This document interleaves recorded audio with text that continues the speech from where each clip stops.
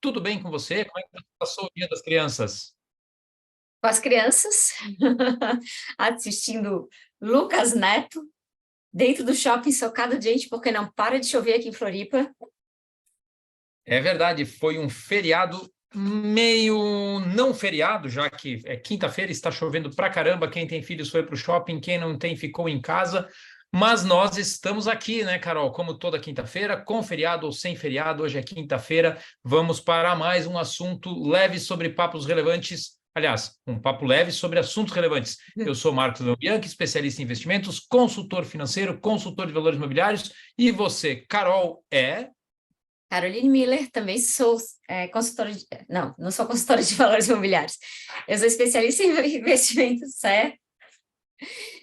E se quiser alguma consultoria sobre organização financeira, planejamento financeiro também, Uma estamos expert aí. no planejamento financeiro, Estamos aí. uma controladora financeira sem dor, sem aquela pessoa que vai levar as suas finanças para o caminho certo, sem te dar dor e sem te impedir de consumir tudo aquilo que você quer consumir, mas com responsabilidade. Te Hoje, ensina a Carol, gastar melhor. gastar melhor e com responsabilidade, com parcimônia. Boa noite para quem está ouvindo, que está ouvindo e vendo ao vivo. Bom dia, boa tarde, se você está ouvindo a gente na gravação em outro horário. Hoje nós vamos tratar no Rap de Quinta sobre fundos de investimento. Aliás, o que diabos são fundos de investimento?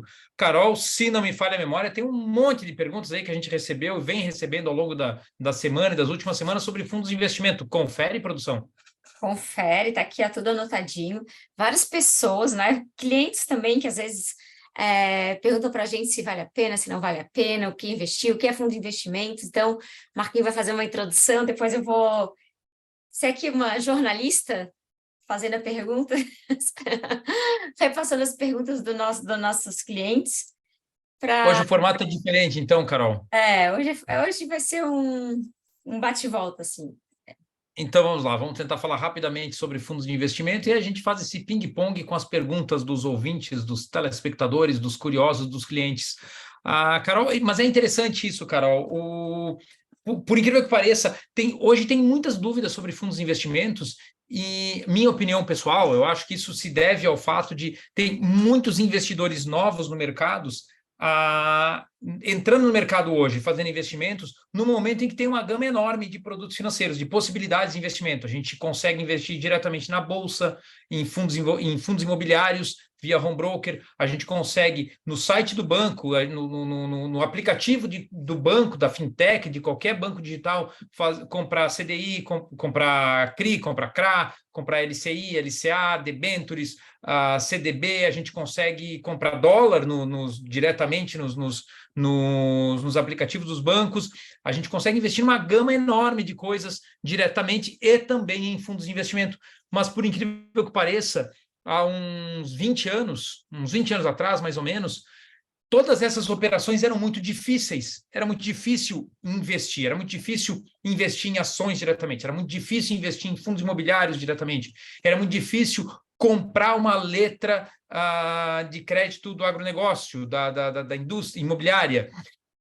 Comprar, mesmo CDBs era uma operação um pouquinho mais difícil, ou seja, comprar ativos diretamente, ativos financeiros diretamente, era uma operação um pouco mais burocrática. A internet ainda caminhava, ainda engatinhava, e os bancos, as plataformas digitais dos bancos eram basicamente só informativas, não eram operativas, era uma internet ainda muito de informação e não de operação. Consequentemente, qual foi a grande porta de entrada para investidores de 20 anos atrás, para trás ainda, eram os fundos de investimento. E por que isso era tão fácil? Porque o fundo de investimento é uma coisa muito simples. Ele é um fundo, ele é um conglomerado de patrimônio sob a gestão de um gestor profissional que vai fazer a administração desse patrimônio visando o seu rendimento, visando o seu crescimento. Basicamente, é simples como isso. A gente junta uma montoeira de gente, várias pessoas que têm um pouquinho de dinheiro, todos eles juntam o dinheiro num bolo só, num bolo maior, e com esse bolo maior fica mais fácil de investir. Bom, por que isso é bom, por que isso é ruim? A gente vai chegar até lá. Mas o que é importante destacar, então, nessa configuração de fundos de investimento? Nesse momento, era muito mais fácil a gente enviar o dinheiro para a corretora do banco, geralmente, era para a corretora do banco, que colocava o dinheiro na mão da gestora do banco. É isso mesmo. Você tem o seu banco, onde você tem conta corrente, e os investimentos que você faz no seu banco são feitos através da corretora do banco. E se você está investindo num fundo de investimento do seu banco, a corretora está mandando dinheiro para a gestora do seu banco, e é ela que faz a gestão. São 3 CNPJs diferentes.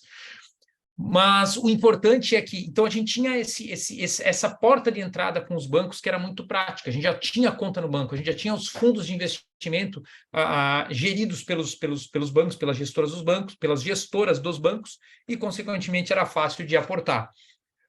Na prática, como é que isso funciona? Funcionava e continua funcionando de maneira bem simples.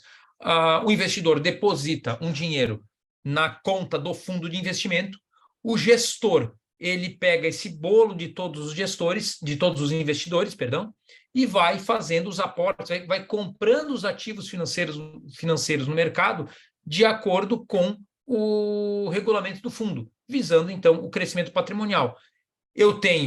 Quando eu invisto num fundo, eu compro uma cota desse fundo e é a cota que se valoriza, à medida que o patrimônio geral do fundo vai se valorizando. Quando eu resgato, a gente pega o patrimônio do fundo, divide pelo número de cotas, eu tenho aquela quantidade de cotas, essas cotas valem um valor X, e é esse o valor que eu recebo quando eu saco ou resgato o dinheiro do fundo, de maneira bem simples. Então, quer dizer que o meu dinheiro corre risco estando na mão de terceiros? Sim e não. Corre o risco da gestão, o risco da qualidade do gestor. Mas o fundo de investimento é um CNPJ separado. Ele é um CNPJ próprio, é como um condomínio. O fundo de investimento é um condomínio de dinheiro. Se o gestor quebra, outro gestor vem e continua fazendo a administração do fundo. Se a gestora quebra, outra gestora vem e continua fazendo a administração do fundo. Se o banco quebra, outro banco, outra gestora vem e continua fazendo a administração do fundo, porque o dinheiro que está no fundo está protegido por um CNPJ próprio. Não é o CNPJ da corretora, do gestor ou do banco. Como é que eles fazem essa gestão, a política de investimentos?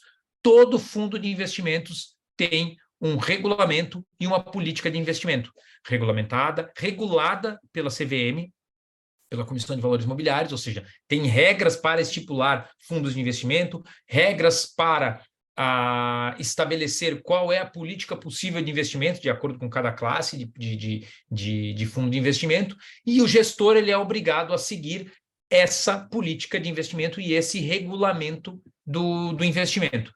E aí, por último, naturalmente, todo fundo de investimento tem os seus custos. Tem um gestor fazendo esse trabalho, tem uma auditoria externa, tem custos operacionais, tem custos administrativos. Todos esses custos são cobertos pela taxa de administração, que é uma informação que tem que estar na lâmina de informação de todos os fundos. Carol, em 8 minutos, 5 minutos talvez, muito rapidamente, um apanhado geral sobre fundos de investimentos para fazer essa introdução. Mas acho que a gente consegue explorar um pouquinho mais as perguntas que tem aí na mesa, né? Isso, Marquinhos, eu queria até falar sobre esse gestor, ele tem uma certificação própria, né? Ele é extremamente qualificado, até acho que uma das qualificações mais difíceis no mercado financeiro hoje, que é o CGA, é isso que chama? Sim, é verdade. Não, isso é importante, cara. Não é qualquer vivente que chega e diz: opa, quero fazer a gestão do meu fundo de investimento, me passem seu dinheiro aqui que eu vou cuidar deles. Não. Para ser gestor, primeiro, para abrir um fundo de investimento, o procedimento de abertura de um fundo de investimento é bastante regulado e regulamentado pela CVM, e mesmo pela Anbima, mas a regulamentação vem toda da CVM, e a gestão do fundo de investimento, ela é profissional, tem que ser feita por um profissional, por um gestor, e a qualificação do gestor, a formação de um gestor, a certificação de um gestor é uma das certificações mais difíceis de tirar no mercado. É um processo demorado, é um processo trabalhoso, demorado, difícil, E a certificação por si só também não é garantia de qualidade do gestor, né, Carol? Quando a escolha de um fundo de investimento, o momento de escolha de um fundo de investimento, um dos aspectos muito importantes é saber identificar a gestora, o gestor, quem faz a gestão, quanto tempo esse gestor tem de mercado, qual é a experiência que ele tem de mercado. Tem um jargão muito interessante no mercado que fala por quantas crises esse sujeito passou. Porque a gente só aprende com as crises e com os erros. Quanto mais crise, quanto mais dificuldade de mercado esse cara tem na bagagem, mais calejado ele está.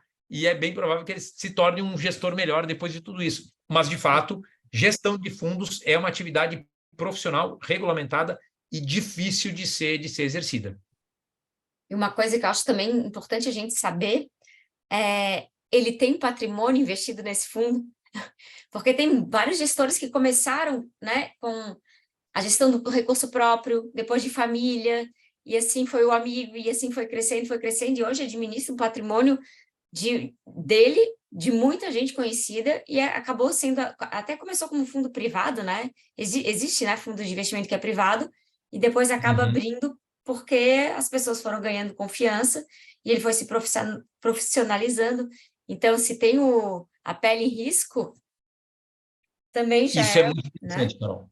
Isso é bem interessante. É uma coisa bem interessante para avaliar quando se avalia o fundo de investimento, é saber o gestor, ele tem o patrimônio dele investido no fundo que ele faz a gestão, porque se ele tem o dinheiro dele, é como tu falou, tá colocando a pele em risco. E é interessante isso que muitas gestoras, hoje isso já foi mais raro, hoje é até bastante comum, mas de muitas gestoras independentes de fundos a terem como política interna, política de compliance, que o patrimônio dos sócios obrigatoriamente tem que estar investido nos fundos da gestora, para garantir transparência, garantir alinhamento e, consequentemente, regras de governança e de compliance. É bem importante fazer essa avaliação, sim, Carol. Bem interessante. Quando a gente dá uma estudadinha em ações, assim, a gente sempre fica de olho, né? Ah, o CEO está vendendo, o CEO não está vendendo, né? Por quê? Porque a gente sabe, ó, se o CEO está começando a vender ação, é porque algum problema está que ele já está sabendo, é melhor ficar de olho, né, nos movimentos. Isso acontece com fundos também, né? A gente tem que tá, mas a maioria dos fundos tem um período agora esqueci o nome, como é que chama? Tipo, eu vendo hoje, resgato o dinheiro daqui a 10. Aqui é o mês, como é que chama?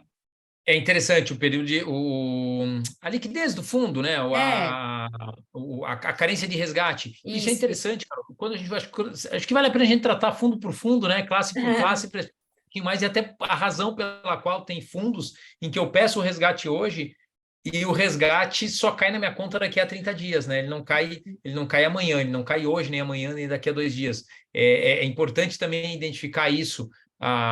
Essas informações obrigatoriamente tem que estar todas aquela lâmina, aquele Um PDF. Antigamente era documentozinho, uma né? lâmina mesmo, era um papel impresso, era uma cartolina impressa ali com as informações básicas do fundo, mas tem que estar ali os prazos de aplicação e de resgate. Em quanto tempo eu tenho dinheiro na minha conta após eu solicitar o resgate? É o famoso D mais alguma coisa, ou seja, eu peço hoje, daqui a quantos dias eu recebo? D mais 0, D mais 1, D mais 2, ou seja, um resgate em D mais 2 quer dizer que eu peço o resgate hoje, daqui a 2 dias ele cai na minha conta. Um resgate em D mais 15, eu peço hoje, daqui a 15 dias ele cai na minha conta, assim por diante. Mas isso tem uma razão, tem razões específicas. E é bem importante observar isso, sim, Carol. 8h15, vamos às perguntas. Vamos lá, o que a gente tem aí na manga para esclarecer? A primeira aqui, ó, foi uma pergunta que foi muito feita, foi sobre se vale a pena pagar a taxa de administração do fundo imobiliário. Tem muita gente Interessante, que Carol. deixa de investir em fundo imobiliário porque não quer pagar a taxa de administração. Isso é bem interessante, né, Carol? Porque assim, vamos lá. Primeiro, não existe almoço grátis, não existe serviço gratuito. Todo produto, todo serviço tem um custo. A gente pode saber ou não, identificar ou não, a gente pode ter consciência ou não de que está pagando por esse produto, por esse serviço ou por esse produto, mas tudo tem um custo. Por que é que fundos de investimento têm taxas de administração? Como eu estava falando agora há pouco, primeiro, tem um gestor fazendo a gestão desse fundo. É um profissional fazendo a gestão, ou seja, ele precisa ser remunerado. Tem custos operacionais. Cada compra e venda de ativos tem custos operacionais na Bovespa, na Bolsa de Valores, na CETIP, no Tesouro Direto e assim por diante. Um fundo de investimento obrigatoriamente precisa ter uma auditoria externa para auditar suas contas, auditar o valor das cotas, auditar a divulgação das cotas, auditar o balanço fiscal do fundo, ou seja, tem uma série de custos, e custos administrativos, custos de material, de informes, Pessoal, de comunicação pessoal, exato, uma série de coisas, ou seja, tem custos, tem custos. Vale a pena ou não vale a pena? Bom, primeiro, isso a comparação que a gente precisa fazer é fazer a gestão do meu patrimônio isoladamente e fazer a gestão do meu patrimônio através de fundos. Quem é que faz essa gestão com mais qualidade? Eu, que não conheço o mercado, ou um gestor profissional? É muito provável que seja um gestor profissional. Agora, a gestão do meu patrimônio tem complexidade suficiente para eu depositar isso nas mãos de um gestor? Ou ela é tão simples quanto comprar Tesouro Direto? Então, talvez não valha a pena essa gestão profissional. Agora, eu invisto em uma carteira de ações, eu invisto em fundos, eu quero investir em fundos no exterior, eu quero fazer aportes em fundos no exterior. Eu consigo fazer isso facilmente ou não consigo? Será que não vale a pena me valer de uma gestão profissional que consiga fazer isso com mais praticidade e com mais eficiência, já que eles estão fazendo com um bolo maior de dinheiro? Então, isso tem que colocar na balança. Ou seja, pagar a taxa de administração por si só vale a pena quando você tem um volume de dinheiro, um volume de aportes financeiros e queira diversificar, quando os seus investimentos não são ultra simples. Agora, uma coisa que vale a pena, muito a pena ser levada em consideração é fundos da mesma categoria, fundos parecidos, fundos com uma gestão muito parecida, com taxas de administração muito diferentes. Poxa, eu tenho um fundo que aplica essencialmente no Tesouro Direto, aplica essencialmente em LFTs, letras do Tesouro, em LFTs, que é o Tesouro Selic, que é o popular Tesouro Selic. Ela aplica principalmente nisso. Esse fundo de investimento aqui, ele me cobra uma taxa de administração de 2% ao ano. E esse fundo aqui faz exatamente a mesma coisa, comprando as mesmas LFTs, o mesmo Tesouro Selic, mas a taxa de administração dele é de 0,5% ao ano. O que esse cara aqui tem de tão diferente para cobrar 2% de taxa, que esse aqui que faz a mesma coisa cobra só 0,5%? Então, essa comparação é válida. A taxa de administração por si só, ela não é boa ou ruim. Ela é justificável. Aí a questão é saber se, para a complexidade que eu quero, vale a pena pagar essa taxa de administração. vou puxar outra pergunta aqui, então, Marquinhos. Já que você falou desses dois fundos equivalentes, tem algum site? Como é que eu faço para saber qual é o melhor fundo, se um fundo investe no quê e o outro investe no quê? Como é que eu faço para comparar? Existe algum lugar onde eu posso comparar fundos? Isso é bem legal, Carol. É bem legal mesmo, porque assim, a maioria das corretoras hoje, os bancos, as corretoras, as gestoras acho que nem tanto, mas as corretoras, a maioria delas tem ferramentas online de comparação de fundos. Se a gente jogar ali, colocar no Google comparador de fundos de investimento, certamente vai aparecer uma lista, uma infinidade de sites que disponibilizam essas ferramentas online de comparação de fundos. O que eles fazem? A gente pega um fundo de investimento, dá para pesquisar o fundo pelo nome, pelo CNPJ, pela sua identificação, e colocar na página, literalmente fazer isso, colocar as informações de um fundo e de outro.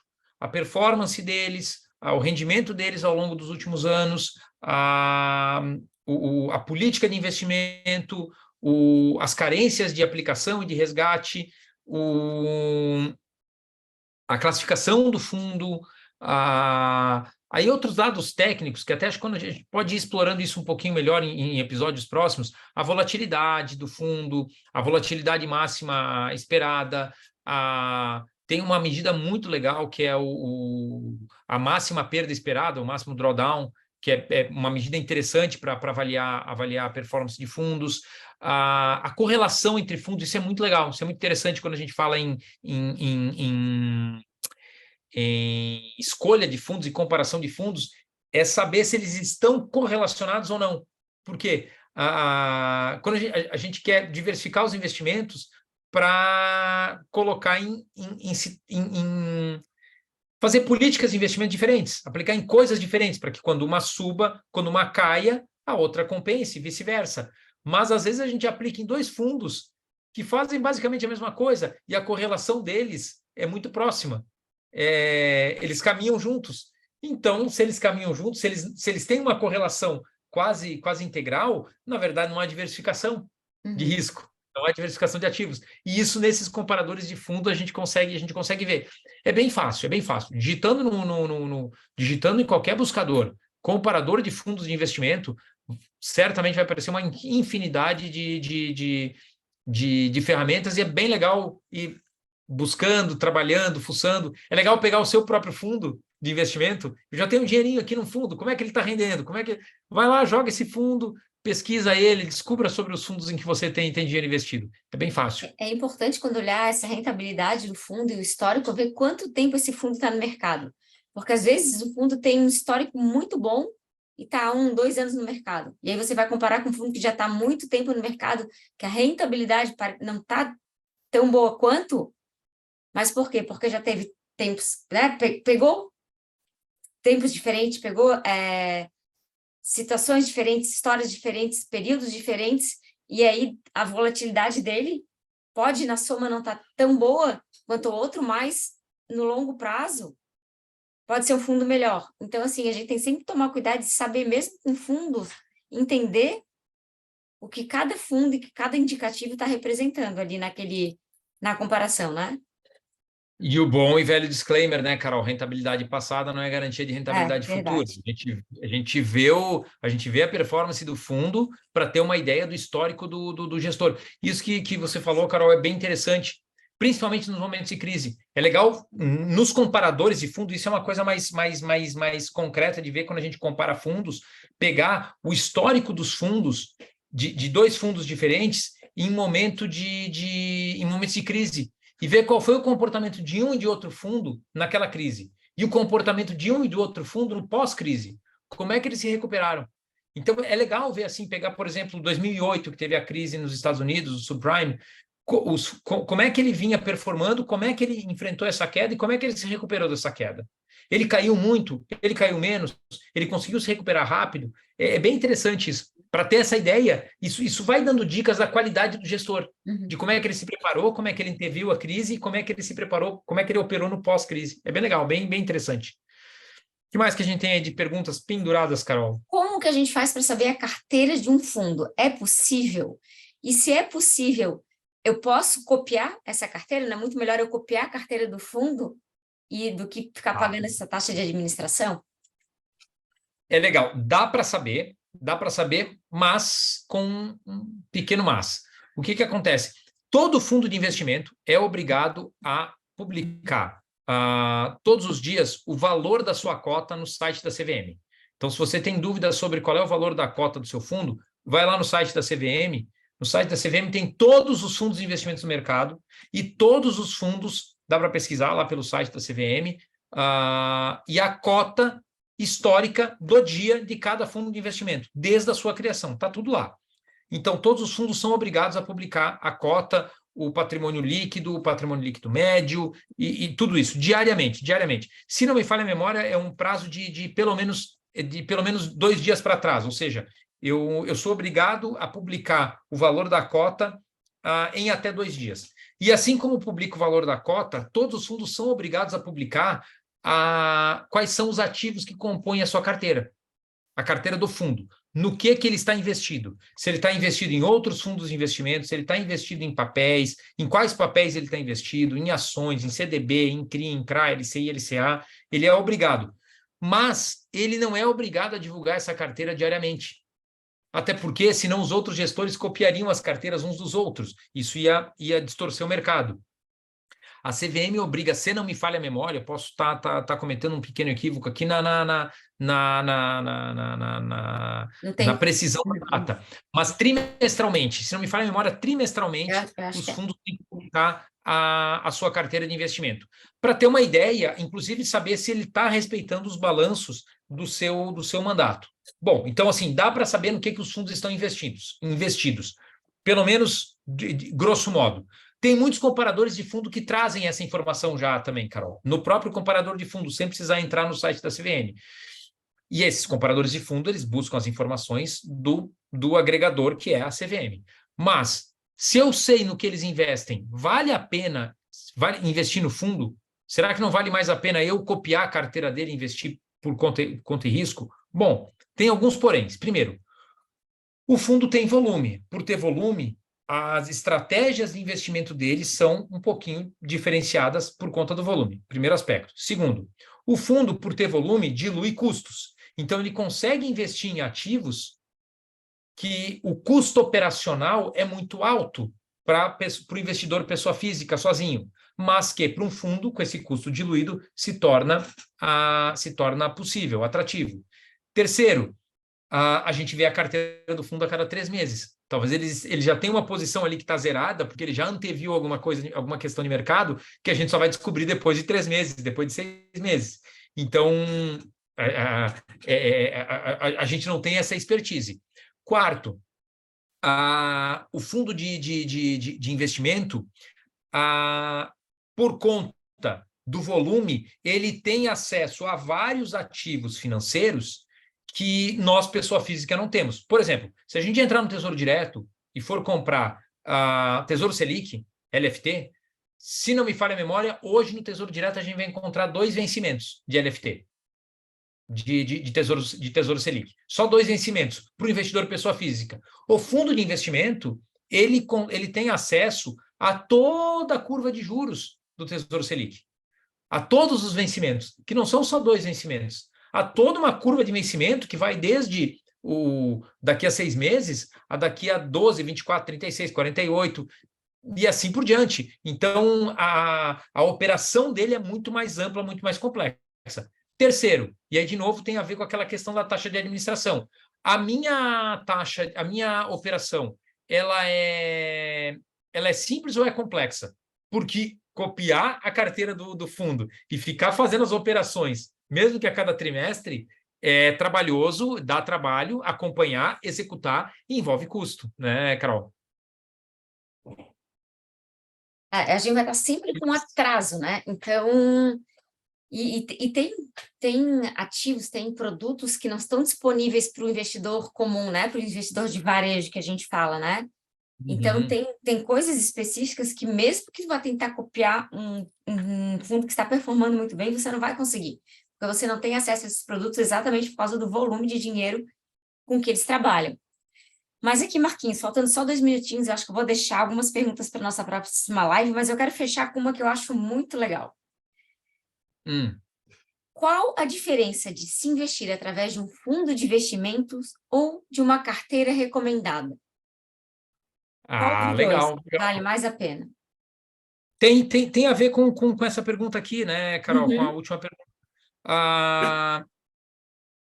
Isso tem se tornado muito comum, principalmente em fundos de renda fixa, fundos de ações e fundos imobiliários. Ou seja, gestoras, casas de análise, corretoras publicam uma carteira recomendada mês a mês. Olha, mesmo os jornais, o Valor Econômico tem a carteira Valor, Bancos, né? carteira recomendada, os bancos. O que que isso significa? Qual é a apresentação disso? Olha, a gente recomenda investir 10% em tal ação, 10% em tal ação, 10% em tal ação, 10% em cada fundo imobiliário, 10% em cada fundo imobiliário, 10% em cada CRI, em cada CRA, em cada CDB, em cada debênture e assim por diante. Isso são indicações. De novo, tem a ver, o balanço aqui é custo, volume e complexidade. Investir no fundo de investimento, a gente está pagando um gestor para fazer a análise e a operação por sua conta e risco, uma gestão discricionária, da melhor forma possível. Ou seja, eu invisto dinheiro, não me preocupo. É uma A minha gestão preocupação é passiva, dinheiro né? do Que a gestor. gente chama. Exatamente. É uma gestão passiva do seu próprio patrimônio. Uhum. Quando eu invisto diretamente, eu tenho a responsabilidade de fazer a pesquisa, ainda que seja por carteiras recomendadas, fazer a pesquisa, descobrir as indicações, fazer as operações. Ou seja, tem o trabalho. Então, eu invisto e tenho o trabalho de fazer isso. O fundo de investimento, ordinariamente, a cada resgate vai incidir imposto de renda. No fundo de investimento, mesmo fundos de ações. Nos fundos de ações, os resgates com as vendas de até 20 mil reais em ações, são isentas de imposto de renda. Então, em volumes pequenos, pode ser que investir por conta própria seja menos custoso. Agora, se a gente começar a operar muito, fazendo uma movimentação muito intensa da carteira, em fundos de renda própria, em uma carteira própria, isso pode acabar causando custos operacionais muito altos, de corretagem, de emolumentos, ou seja, tem muito a ver com o volume, o balanço e com a vontade ou a proximidade que você tem com o mercado ou não, né? Com a vontade com o tempo disponível e com a disponibilidade que você tem. Os dois caminhos são válidos, mas é preciso entender o quanto eu quero me envolver e o quanto eu quero despender de tempo para fazer. Exatamente, para fazer a própria gestão de carteira. Porque mesmo uma carteira é recomendada, você é o seu gestor. Você é o seu gestor. E no fundo de investimentos, você está pagando um gestor para fazer tudo isso para você. Acho que é isso, né, que a gente pergunta. Só para finalizar esse teminha, mais uma coisinha que eu acho importante. Carteira recomendada, a gente que faz a nossa gestão, é uma gestão ativa. E muitas vezes a gente tem aqueles vieses, né? A gente fala muito, a gente tem que tomar cuidado, porque às vezes tu olha assim, não, tá recomendando isso, mas eu não vou fazer bem assim, porque eu acho. Então, tu põe um pouco do eu acho. Não confio muito nessa recomendação, né? Não vou seguir, vou misturar, vou começar a fazer. Mas eu vi aquele youtuber falando que essa quinta eu vou colocar essa no lugar, acaba fazendo uma carteira meio Frankenstein. Né? No caso do fundo de investimento, você não corre esse risco.